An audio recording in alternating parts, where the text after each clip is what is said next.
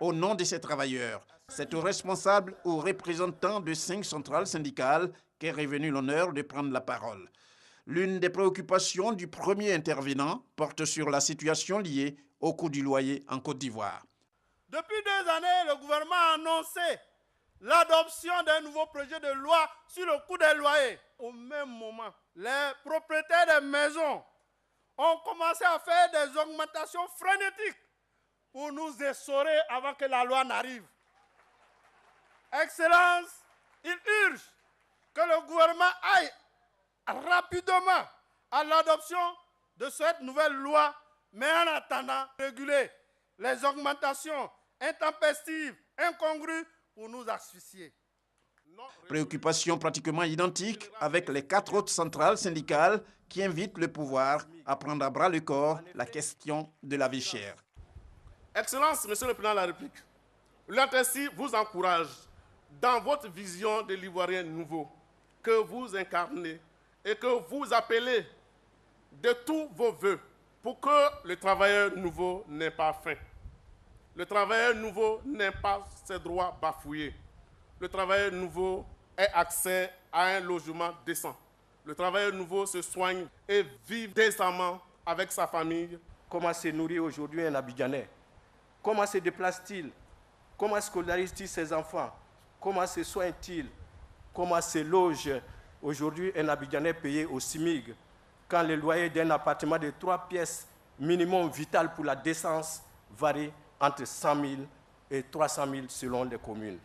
La CIEZ Dignité avait appelé à l'organisation de concours comme cela s'était toujours fait.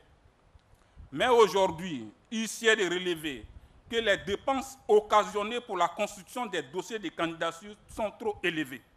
Pour l'égalité de toutes les filles et de tous les fils de ce pays face aux emplois publics, la CIEZ Dignité recommande au gouvernement la réduction des frais de concours afin d'offrir aux enfants de tous les milieux et de toutes les régions les mêmes chances de réussite. Malgré le relèvement du SMIC à 60 000 avec des dates d'effet au 1er janvier 2014, nous constatons malheureusement qu'à ce jour, bon nombre d'entreprises font de la résistance quant à l'application de cet accord. Nous demandons au gouvernement d'inviter les employeurs à appliquer de nouveaux SMIC que le barème des minima catégoriels de leur secteur d'activité.